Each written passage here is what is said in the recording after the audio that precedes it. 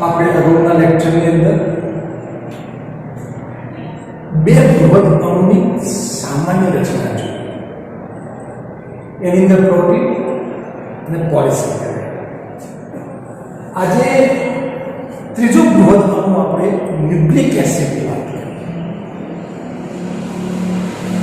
કોષ રસ અદ્રાવ્ય એટલે કે એસિડ અદ્રાવ્ય એવા જૈવ અણુને આપણે મહાઅણુ તરીકે ઓળખતા હતા. એની અંદર પ્રોટીન વિશે થોડું શીખ્યા, પોલિસેકેરાઇડ વિશે પણ થોડું શીખ્યા.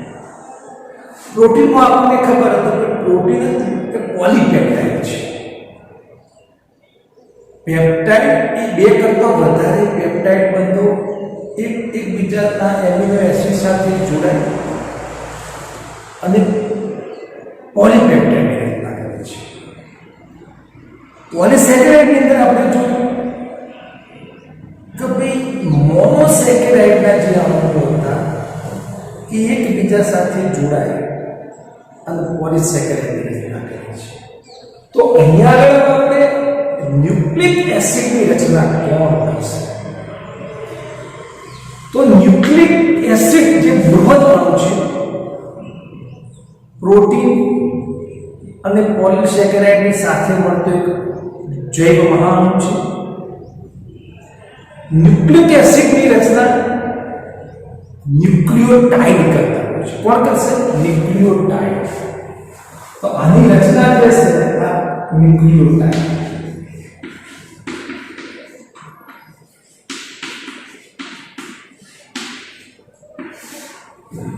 એક કરતો વધારે એટલે ઘણી બધી સંખ્યાની અંદર ન્યુક્લિયોટાઇડ ભેગા થઈ અને ન્યુક્લિક એસિડની રચના કરશે.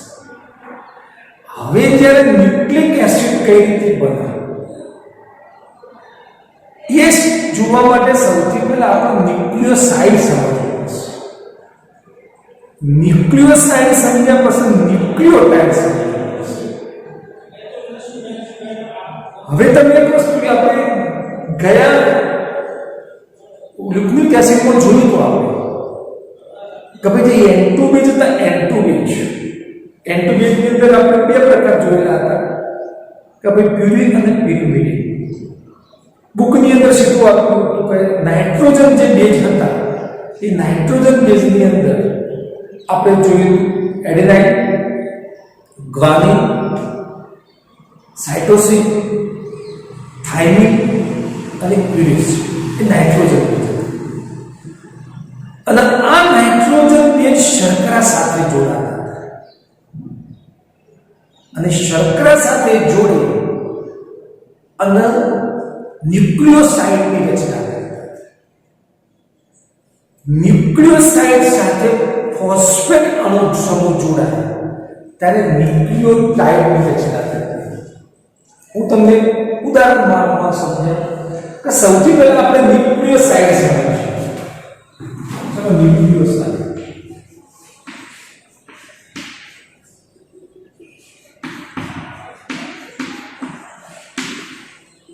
તો ન્યુક્લિયોસાઇડની અંદર બે ઘટકો જોવા મળે છે. એક નાઇટ્રોજન બેઝ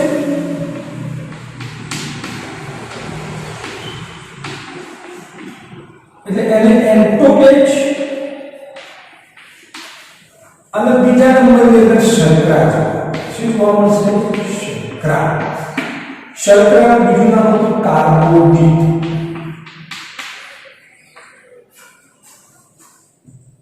આપણે જ્યારે પોલિસેકેરાઇડ ભણતા હતા ને તમને વાત કરી કે કાર્બોદિતોના 3 પ્રકાર હતા.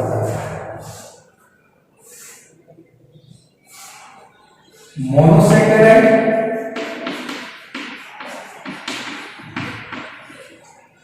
ડાઇસેકેરાઇડ અને પોલિસેકેરાઇડ. આમાં ફક્ત એક જ શર્કરા જોવા મળે. ડાઇસેકેરાઇડની અંદર બે શર્કરાઓ જોવા મળે અને પોલિસેકેરાઇડની અંદર બે કરતો વધુ શર્કરાઓ જોવા મળે. મોનોસેકેરાઇડ શર્કરા નથી. આ મોનોસેકેરાઇડ શર્કરા એ 3 કાર્બન પણ ધરાવે, 4 કાર્બન પણ ધરાવે, 5 કાર્બન પણ ધરાવે અને 6 કાર્બન પણ ધરાવે.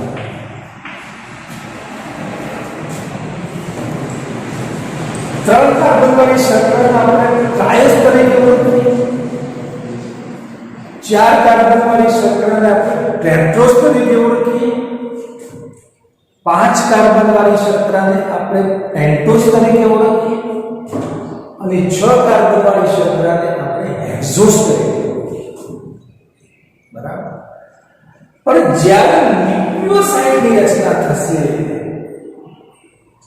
ત્યારે જે આ શર્કરા હશે એ શર્કરા 5 કાર્બન વાળી શર્કરા હશે. કઈ શર્કરા હશે? પેન્ટોઝ શર્કરા હશે. 5 કાર્બન વાળી શર્કરા. અને 5 કાર્બન વાળી શર્કરા સાથે નાઇટ્રોજન બેઝ જોડાયેલું હોય ત્યારે ન્યુક્લિયોસાઇડ બનતા હોય છે.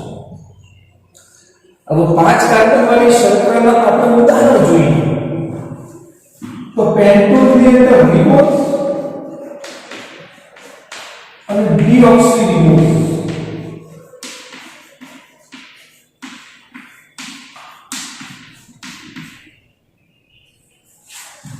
આ બંને 5 કાર્બન વાળી શર્કરા છે. આપણે તો બંધારણ આપણે જોઈએ તો આની અંદર C5H10O5 5 કાર્બનના હાઇડ્રોજનના 10 અણુ અને ઓક્સિજનના 5 અણુ. આના ઉદાહરણની અંદર એવું આવશે કે C5H10O4 આની અંદર ઓક્સિજનનું એક પરમાણુ ઓછું હશે, કાર્બનના 5 હશે, હાઇડ્રોજનના 10 હશે, ઓક્સિજનનું 1 હશે. તો આ એનું બંધારણ આપણે વાત કરીએ. જો સાદી રીતે એમના અંદર જે ગોઠવણી થયેલી હશે આ બંને પેન્ટોઝ શર્કરાની અંદર અલ્ડોઝ સંભળાયેલો હશે. એટલે આપણે જ્યારે બંધારણ લખતા હોય 5 કાર્બન બરાબર 1 કાર્બન, 2 કાર્બન, 3 કાર્બન, 4 કાર્બન અને 5 કાર્બન. આની અંદર 1 કાર્બન, 2 કાર્બન, 3 કાર્બન, 4 કાર્બન અને 5 કાર્બન. હવે 10 હાઇડ્રોજન છે. તો 10 હાઇડ્રોજનની અંદર સૌથી પ્રથમ ક્રિયાશીલ સમૂહ આવશે. તો અહીંયા ક્રિયાશીલ સમૂહ અહીંયા CH2. પછી અહીંયા તમે જોશો OH A OH H OH H અહીંયા CH2O.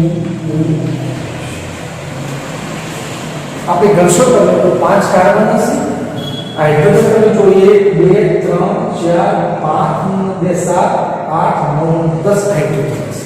ઓક્સિજન તમે જોશો 1 2 3 4 5 ઓક્સિજન હશે. તો આ C5H10O5. આપણે ડીઓક્સીરિબોઝનું આપણે જોઈએ તો આની અંદર સૌથી પહેલા ક્રિયાશીલ સમૂહ અલ્ડોઝ છે એટલે CHO, અહીંયા OH, અહીંયા H, અહીંયા H, અહીંયા H, અહીંયા OH, અહીંયા H, અહીંયા CH2OH.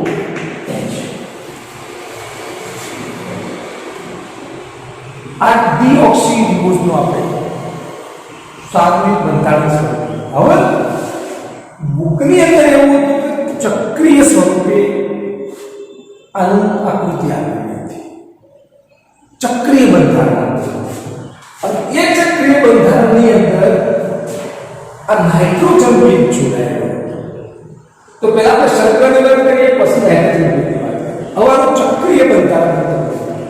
તો અહીંનો આપણને ખ્યાલ હતો ચક્રીય બંધારણ હતું તો 5 કાર્બન. તો આનું જ્યારે ચક્રીય બંધારણ આપણે જોઈશું તો આ રીતનું ચક્રીય બંધારણ હશે. જુઓ તમે કાયમ અહીંયા તમે જોશો ચોકની અંદર તો વચ્ચે ઓક્સિજનનો અણુ ગોઠવેલો હશે. ઓક્સિજન આ ઓક્સિજનની અંદર આપણે આ રીતે નીચે ઉતરીએ તો ચોથી પહેલો કાર્બન ચાલુ થશે. તો અહીંયા આગળ આ રીતે આકૃતિ આવશે.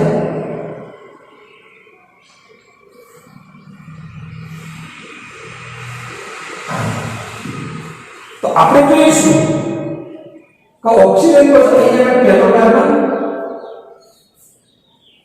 અહીંયા બીજો કાર્બન, આ ત્રીજો કાર્બન, ચોથો કાર્બન અને આની ઉપર પાંચમો પાંચ કાર્બન.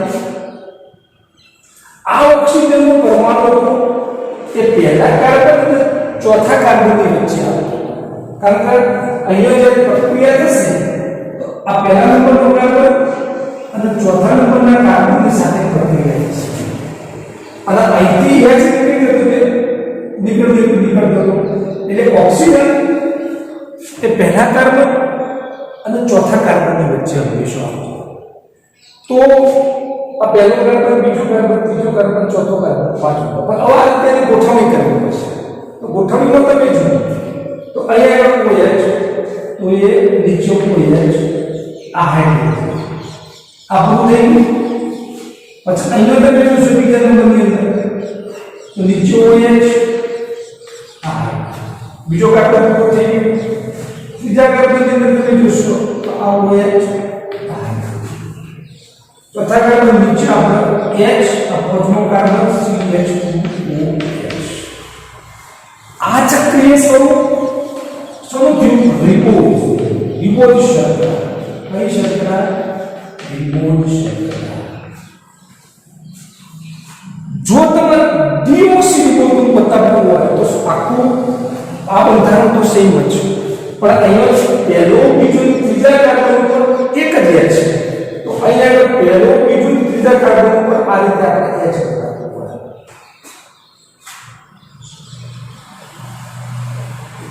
આ અહીંયા તમે જુઓ કે રિબોઝ શર્કરા અને ડીઓક્સીરિબોઝ શર્કરા બે શર્કરાઓ ઉદાહરણ તરીકે. એટલે ન્યુક્લિયોટાઇડ જ્યારે બનશે એટલે તો રિબોઝ શર્કરામાંથી ન્યુક્લિયોટાઇડ બનશે અથવા તો ડીઓક્સીરિબોઝ શર્કરામાંથી ન્યુક્લિયોટાઇડ બનશે. ન્યુક્લિયોસાઇડ બનશે તો એવું નહીં કે ડીઓક્સીરિબોઝ શર્કરા નાઇટ્રોજન બેઝ સાથે જોડાય. રિબોઝ શર્કરા પણ નાઇટ્રોજન બેઝ સાથે જોડાશે અને ડીઓક્સીરિબોઝ શર્કરા પણ નાઇટ્રોજન બેઝ સાથે જોડાશે. બરાબર? તો આ આપણે આજે આ ડીઓક્સીરિબોઝ શર્કરા.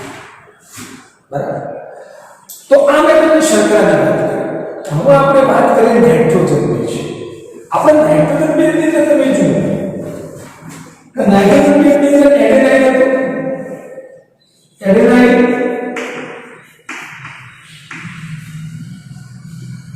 ગ્વાનિન,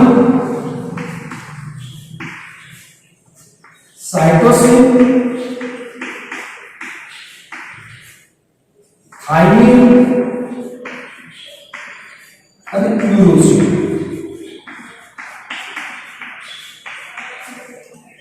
આ જે બે હતા આ પ્યુરિન બેઝ હતા. પ્યુરિન તો પ્યુરિન બેઝની અંદર બે રિંગ વાળા કેવા હતા? બે રિંગ વાળા and nitrogen base N2 base. અને આ ત્રણની અંદર એક જ રિંગ જોવા મળે છે. જોવા મળે એક જ રિંગ. તો આને કહેવામાં આવે પિરિમિડિન.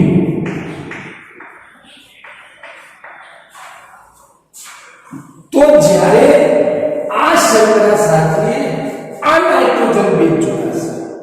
હવે આજે વાત કરીએ આકૃતિ હું તમને એ પ્યુરિન બેઝને કે આપણે આકૃતિ સમજીએ અને યુરોસિનની આપણે આકૃતિ સમજીએ. અહીંયા આપણે જોઈએ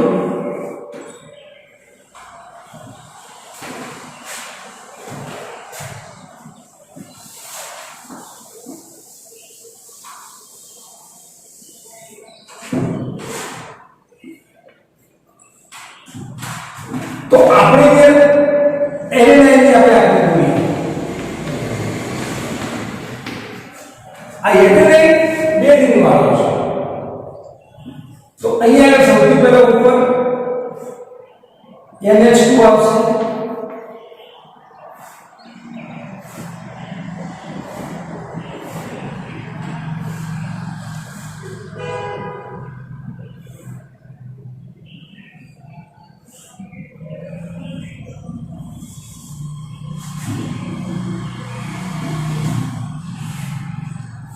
આ બે રીતે આની અંદર અહીંયા ડબલ બોન્ડ આવશે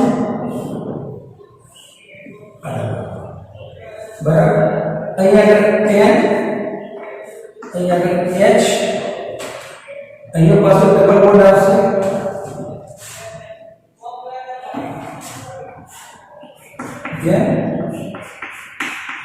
h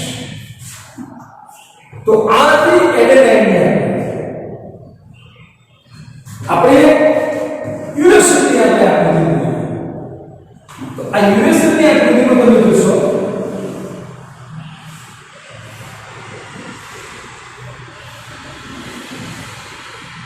અહીંયા ડબલ બોન્ડ O અહીંયા પણ ડબલ બોન્ડ O અહીંયા NH અહીંયા H આ તમારે ખાલી યાદ રાખવાનું તો આ એડેનાઇન અને આ યુરોસિલ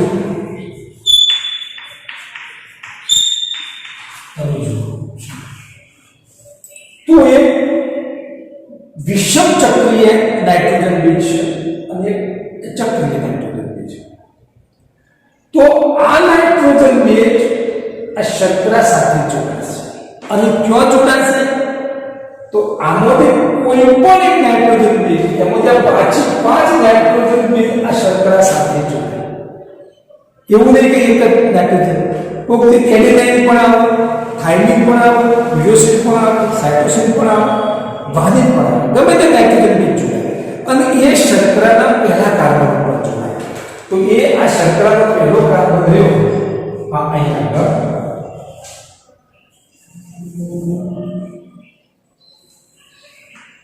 અહીંયા N2 બીજ જોડાશે શું જોડાશે N2 બીજ નાઇટ્રોજન બીજ જોડાશે અને નાઇટ્રોજન આ ગમે તે નાઇટ્રોજન બીજ અહીંયા જોડાશે અને આ નાઇટ્રોજન બીજ જોડાવાથી જે આ રચના બનશે આ રચના આ નાઇટ્રોજન બીજ બને એને કહેવામાં આવશે ન્યુક્લિયોસાઇડ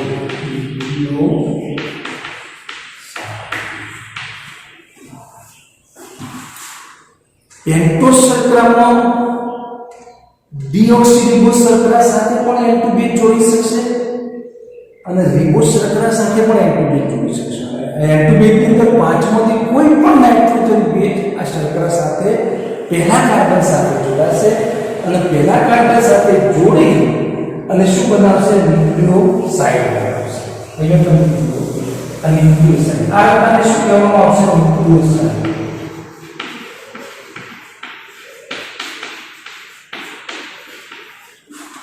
તો ન્યુક્લિયોસાઇડ ની અંદર શર્કરા N2 બીજ છે એટલે ન્યુક્લિયોસાઇડ છે હવે આપણે જોઈશું ન્યુક્લિયોટાઇડ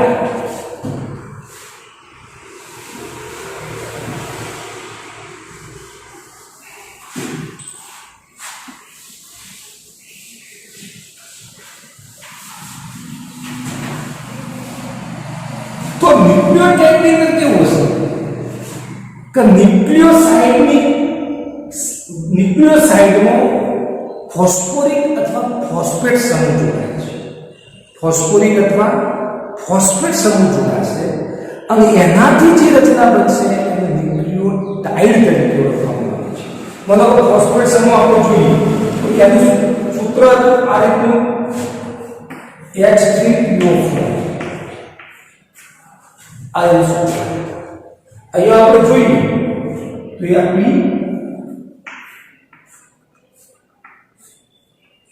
OH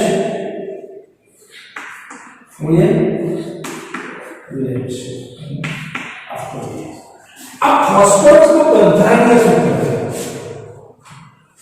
બરાબર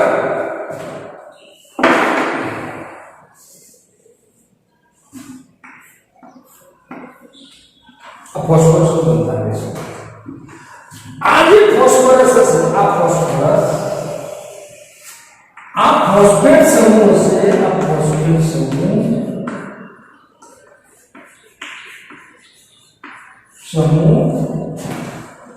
એ રિબોઝ શર્કરાના પાંચમા કાર્બન સાથે જોડાશે. તો રિબોઝ શર્કરાનો પાંચમો કાર્બન કયો? આ પાંચમો. પહેલો, બીજો, ત્રીજો, ચોથો, પાંચમો.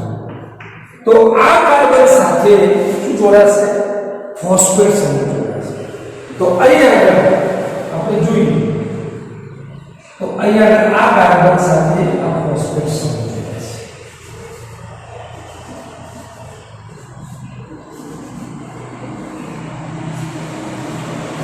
અને એનાથી આપણને આ ટાઈપની રચના આપણને જોવા મળતી હોય છે.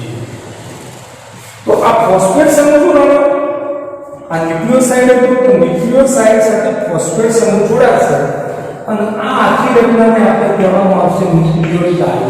શું કહેવામાં આવશે? ન્યુક્લિયોટાઇડ.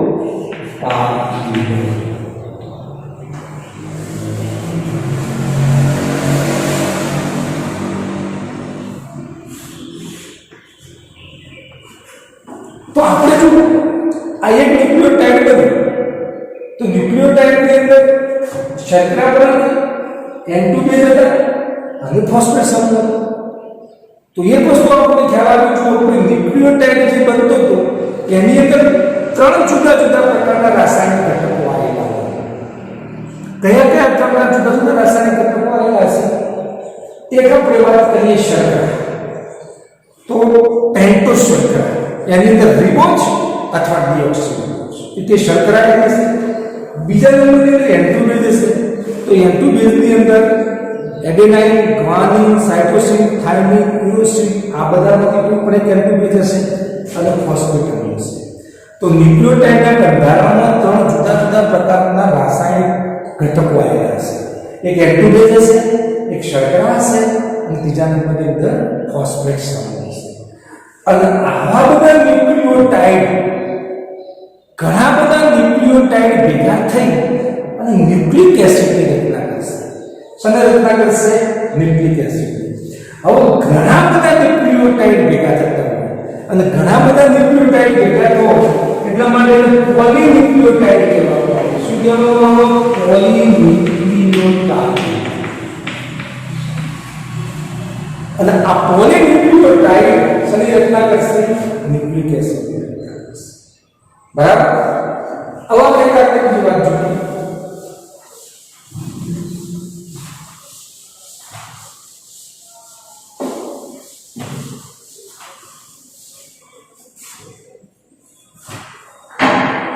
આપણે જોઈએ કે ભાઈ ન્યુક્લિયોટાઇડ હતા.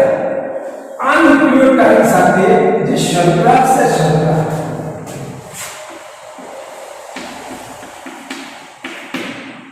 શર્કરાની અંદર બે શર્કરાઓ આવતી. એક રિબોઝ શર્કરા અને બીજા નંબરનો ડીઓક્સી રિબોઝ. Deoxy ribose.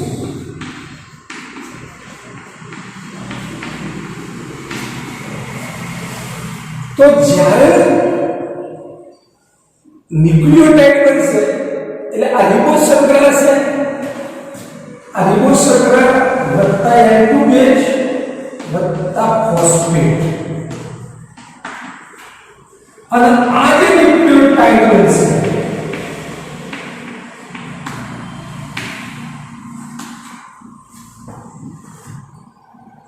તો આ ન્યુક્લિયોટાઇડ ની અંદર કઈ શર્કરા હતી? રિબોઝ શર્કરા હતી.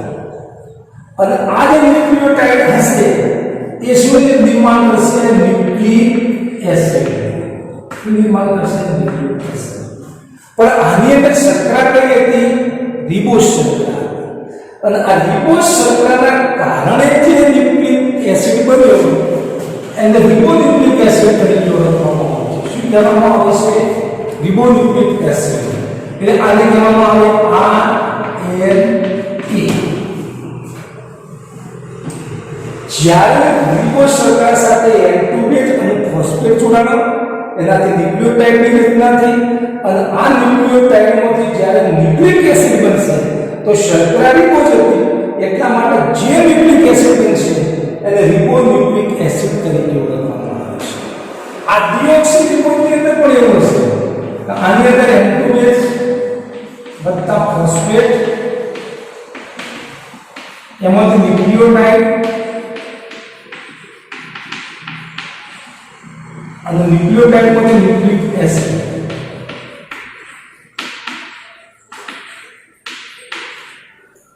તો અહીંયા આગળ કઈ શર્કરા હતી ડીઓક્સી. તો અહીંયા આગળ એનું નામ અમારા ન્યુક્લિક એસિડ છે એનું નામ આપશે ડીઓક્સી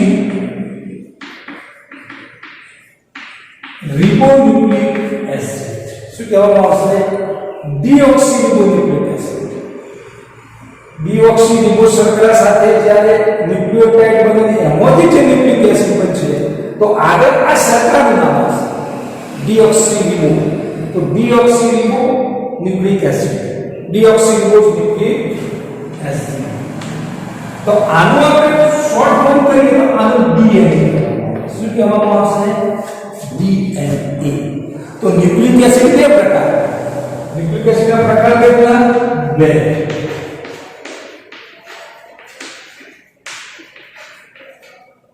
એક આરએનએ અને બીજો ડીએનએ. તો આપણને ખ્યાલ આવ્યો જુઓ કે જ્યારે ન્યુક્લિક એસિડ આપણે આરએનએ કહેતા હોઈએ તો એમાં શર્કરા ભેગું જ હશે અને જે ન્યુક્લિક એસિડ આપણે ડીએનએ કહેતા હોઈએ એમાં શર્કરા ડીઓક્સી રિબો જ. તો આ બધા ઘણા ન્યુક્લિયોટાઇડ ભેગા થઈ અને ન્યુક્લિક એસિડની રચના કરતા હોય છે.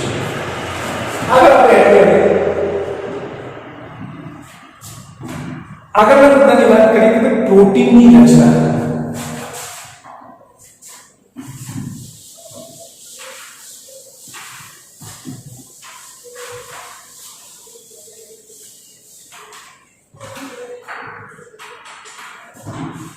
પ્રોટીનનું બંધારણ અથવા પ્રોટીનની રચના આપણને ખબર હતી કે આપણી એસિડ થેરાપીની અંદર જે જૈવ મહાઅણુ તરીકે પ્રોટીન આપણને જોવા મળતું. હવે આ પ્રોટીનની રચના શરૂઆતમાં આપણે પ્રોટીન વિશે શીખ્યા કે પ્રોટીન કઈ રીતે બનતું હતું. હવે આપણે જે પ્રોટીન મહાઅણુ છે એ મહાઅણુની રચના આપણે શીખી કે એના બંધારણની અંદર શું શું આવેલું છે. તો આપણે કહીએ છીએ કે ભાઈ પ્રોટીન એક જૈવ મહાઅણુ છે. તો અહીંયા અણુ શબ્દ અણુની રચના આપણે કહી શકીએ કે પ્રોટીન જૈવ મહાઅણુની રચના. તો આ શબ્દ તમે જુઓ કે અણુની રચના આપણે જે વિજ્ઞાન ભણતા હતા રસાયણ વિજ્ઞાન પણ ભણ્યા, ભૌતિક વિજ્ઞાન પણ ભણીએ છીએ અને જીવ વિજ્ઞાન પણ ભણીએ છીએ. તો ત્રણેય અંદર અણુ રચના શબ્દ આવતો હોય છે પણ દરેકે દરેક વિજ્ઞાનની અંદર એનું અર્થઘટન જુદું જુદું થતું હોય છે. માનો કે રસાયણ વિજ્ઞાનની આપણે વાત કરીએ અણુ રચના સંબંધે આપણે રસાયણ વિજ્ઞાનની અંદર વાત કરીએ તો રસાયણ વિજ્ઞાનમાં કેવું છે બે ભાગ પડતા હતા ઓર્ગેનિક ભાગ ઇનઓર્ગેનિક. કાર્બનિક અકાર્બનિક.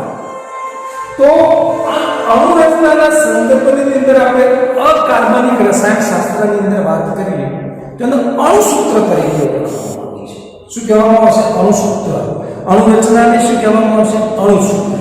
માનો કે NaCl હશે, MgCl2 હશે. આ અણુસૂત્રના સંદર્ભમાં વાત કરીએ. કાર્બનિક રસાયણો આ અણુની રચના હતી એ અણુની રચનાને દ્વિપારિમાણિક સ્વરૂપમાં જોતા હોય છે. એની અંદર બેન્ઝીન આવશે, નેપ્થેલિન આવશે. તો દ્વિપારિમાણિક સ્વરૂપ બતાવતા હોય છે. ભૌતિક વિજ્ઞાનની અંદર અણુ રચનાનો સંદર્ભ ત્રિપારિમાણિક સ્વરૂપની અંદર ત્રિપારિમાણિક સ્વરૂપ તરીકે રજૂ થતું હોય છે. ભૌતિક વિજ્ઞાનની અંદર જે અણુ રચના હશે એ ત્રિપારિમાણિક સ્વરૂપે રજૂ થાય છે અને જીવ વિજ્ઞાનની અંદર જે અણુ રચના હશે એ ચાર સ્તરોની અંદર દર્શાવવામાં આવે છે. તો ચાર સ્તરોમાં દર્શાવવાનો મતલબ કે આપણે જે પ્રોટીનનું બંધારણ જોતા હોઈએ તો પ્રોટીનની ચાર રચનાઓ સમજવી. પ્રાથમિક પ્રોટીન, દ્વિતીય પ્રોટીન, તૃતીય પ્રોટીન, ચતુર્થ પ્રોટીન. તો આપણે પ્રોટીનની રચનાની અંદર પહેલા પ્રાથમિક પ્રોટીનની વાત કરીએ.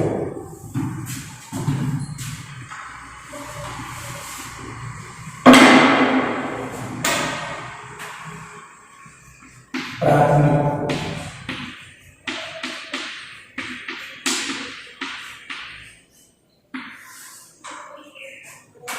तो प्राथमिक प्रोटीन જે હશે આપણને ખબર છે કે પ્રોટીન જે મહાણુ હશે એ પોલીપેપ્ટાઇડ હશે એની અંદર પેપ્ટાઇડ પણ ઘણા બધા જોડેલા છે અને સુખા બનાવેલા છે તો જ્યારે પ્રોટીનનો મહાણુ બનતો હશે પોલીપેપ્ટાઇડ બનના કારણે જ્યારે પ્રોટીનનો જે મહાણુ બનશે તો પ્રાથમિક પ્રોટીનની અંદર ये प्रोटीन ની અંદર એમિનો એસિડ કેટલા આવેલા હશે પ્રથમ એમિનો એસિડ કયો હશે બીજા ક્રમનો એમિનો એસિડ કયો હશે તૃતીય ક્રમનો એમિનો એસિડ કયો હશે આ એમિનો એસિડની ગોઠવણી સમજાવતા છે પ્રાથમિક પ્રોટીનની અંદર ફક્ત એમિનો એસિડની ગોઠવણી કારણ કે ઘણા બધા એમિનો એસિડ જોડાશે અને પોલીપેપ્ટાઇડનું નિર્માણ થશે तो प्राथमिक रचना की अंदर प्रथम क्रम में कयो एमिनो एसिड हशे बीजा क्रम में कयो एमिनो एसिड हशे तीजा क्रम में एक गोठवणी बतावे छे आपणे जोईए तो भाई आपणे अहींया आपणे एमिनो एसिड ની આપણે વાત કરીએ હવે एमिनो एसिड ની અંદર તમને ખબર હશે કે એક એમિનો સમૂહ હશે એક કાર્બોક્સિલ સમૂહ હશે એક હાઇડ્રોજન સમૂહ હશે એક R સમૂહ હશે જો એક આમ એમિનો એસિડ હશે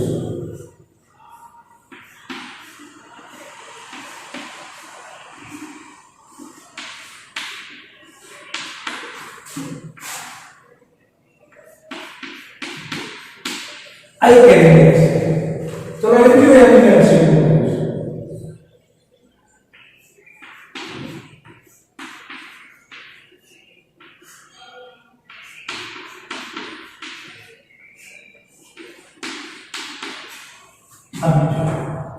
मनोभाव तीजो आपको बताओ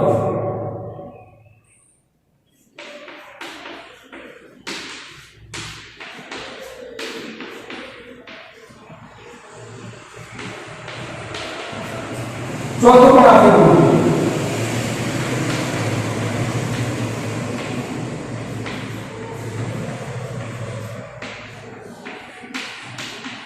जो हमें 4 एमिनो एसिड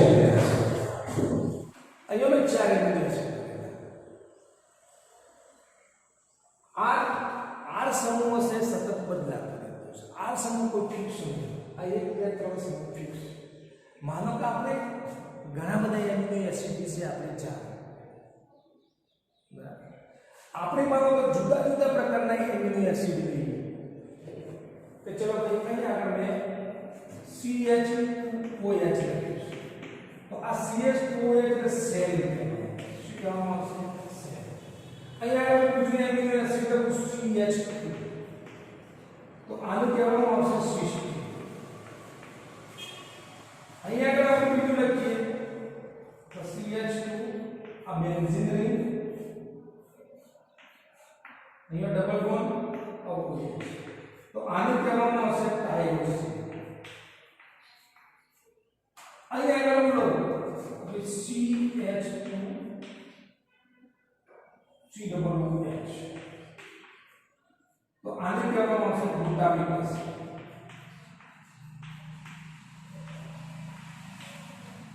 तो આપણે આ ચાર જુદા જુદા પ્રકારના એમિનો એસિડ લીધા છે હવે આ બધા એમિનો એસિડ એકબીજા સાથે પેપ્ટાઇડ બનથી જોડાશે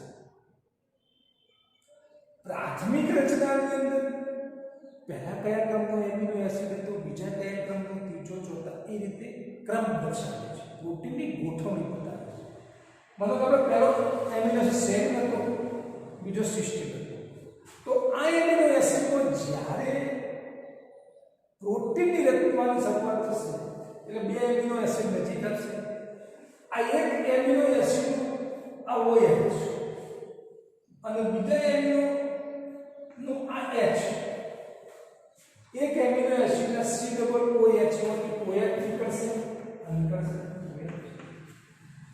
અને બીજા એમિનો એસિડ માંથી એમિનો ગ્રુપમાંથી H નીકળશે અને આ શું બનાવશે H2O એટલે પાણીનો એક અણુ મુક્ત કરશે પાણીનો એક અણુ એટલે અહીંથી પાણીનો એક મુક્ત થયો તો અહીંથી OH પણ નીકળી જશે, અહીંયા એક હાઇડ્રોજન રહેશે, એટલે હાલ જે રચના બનશે આ રીતની બનશે CO NH આ રીતની બનશે. તો આ જે રચના બની આને કહેવામાં આવશે પેપ્ટાઇડ બંધ. શું કહેવામાં આવશે? પેપ્ટાઇડ બંધ. બરાબર. પછી બીજા એમિનો એસિડનો કાર્બોક્સિલ સમૂહ ત્રીજા એમિનો એસિડના એમિનો સમૂહ સાથે જોડાશે, અહીંથી જોડાશે આ OH, અહીંથી એક H, આ ભેગા બનાવશે H2O અને એ રચના કેવી રહેશે? CO NH. આ રીતે તો આને કહેવામાં આવશે પેપ્ટાઇડ બંધ. આમાં પણ એ રીતનું આપણને જોવા મળશે CO NH represent H2. તો અહીંયા તમે જુઓ તો એક કરતો વધારે પેપ્ટાઇડ બંધ જોડાય, પણ એની અંદર પહેલા નંબરનો એમિનો એસિડ કયો હતો, છેલ્લા નંબરનો એમિનો એસિડ કયો હતો, એની જાણકારી પ્રાથમિક રીતમાં મળતી હોય છે. બીજું તમે જુઓ કે જો આપણે જે આ એમિનો એસિડ આ શૃંખલાને આપણે રેખીય સ્વરૂપમાં આપણે જોતા હોઈએ, રેખીય સ્વરૂપ તો ભાઈ સીધી લીટીમાં હશે, તો રેખીય સ્વરૂપની અંદર આ રેખા બે છેડા ધરાવશે, એક આ છેડો ડાબી બાજુનો છે, બીજો જમણી બાજુનો છે. તમે જુઓ ડાબી બાજુના છેડાની અંદર કયો અહીંયા સમૂહ મુક્ત હતો? NH2. તો આ NH2 નો N સમૂહ, આ N અહીંયા હશે, અને જમણી બાજુએ આપણે જોઈશું તો કાર્બોક્સિલ સમૂહનો અહીંયા C આવશે. તો આને જે બે છેડા તેને ટર્મિનલ તરીકે ઓળખવામાં આવે છે. શું કહેવામાં આવશે? ટર્મિનલ. જે બાજુએ ડાબી બાજુએ એમિનો સમૂહ મુક્ત હતો એટલા માટે N ટર્મિનલ કહેવામાં આવશે, અને જમણી બાજુએ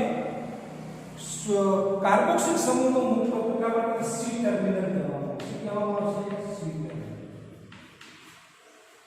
આ એક અને C એ બતાવે છે કે એક બાજુ એમિનો સમૂહ મુક્ત હશે, બીજી બાજુ કાર્બોક્સિલ સમૂહ. તો આ આપણે વાત કરી પ્રાથમિક રચનાની વાત.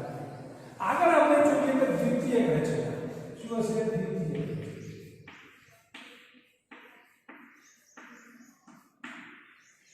તો દ્વિતીયક રચનાની અંદર જે પ્રોટીનનો તંતુ હતું એ પ્રોટીનનો તંતુ સખત દંડ જેવી અથવા નળાકાર જેવી રચના ધરાવતું નથી. પ્રોટીનનો તંતુ સખત દંડ અથવા નળાકાર જેવી રચના ધરાવતું નથી, પરંતુ પ્રોટીનના તંતુનો કેટલોક ભાગ આ રીતે કુંતલ સ્વરૂપે જોવા મળે છે. શું જોવા મળે છે? આ રીતે કુંતલ સ્વરૂપે. આખો પ્રોટીનનો તંતુ નહીં, પણ પ્રોટીનના તંતુનો કેટલોક ભાગ આ રીતે આપણને કુંતલ સ્વરૂપે જોવા મળે છે.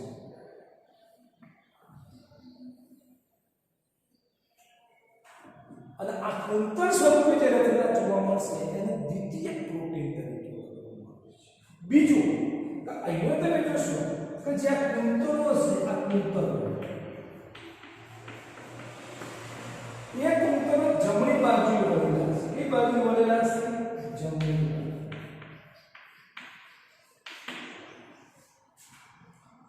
તો પ્રોટીનના તંતુનો કેટલોક ભાગ કુંતલ જેવી રચના ધરાવે છે, કુંતલ સ્વરૂપ ધરાવે છે, અને એ કુંતલો જમણી બાજુ વળેલા છે, અને બાકીના તંતુનો બીજો ભાગ હશે, બાકીનો ભાગ એ અન્ય રીતે વળેલો હશે.